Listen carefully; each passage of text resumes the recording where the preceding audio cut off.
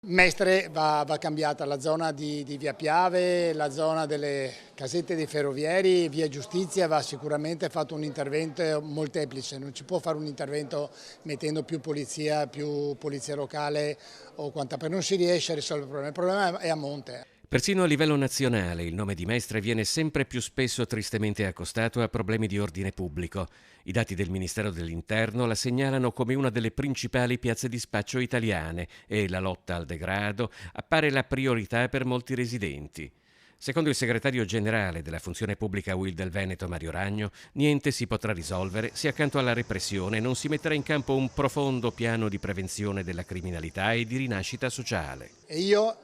chiedo che venga aperta proprio una sezione, un ufficio della polizia, non solo locale, ma che possa essere una cosa mista, polizia locale, carabinieri, polizia, guardia di finanza, ognuno con le proprie competenze, per andare a riempire quel territorio. In più bisogna cominciare a fare delle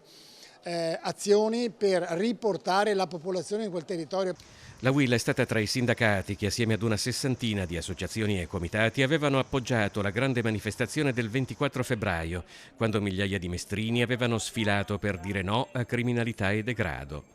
Lo scorso aprile, dopo aver subito 5 spaccate in pochi mesi nella sede di Via Bembo, la UIL aveva deciso di aprire degli uffici in un'altra strada difficile come Via Cappuccina, proprio per dare un segnale al territorio. E se noi occupiamo gli spazi, la malavita ovviamente se ne va. Il caso di Favaretto della carrozzeria moderna è un caso veramente emblematico, cioè questo Cristo ha un'attività, dà da mangiare a non so quante famiglie, ogni 2 giorni è vessato da furti continui, adesso siamo diventati a ridicolo con questo che si è accampato con la tenda dietro la sua attività, fa casa e bottega, quindi va a prendere quello che gli serve, cioè stiamo vivendo un paese ridicolo.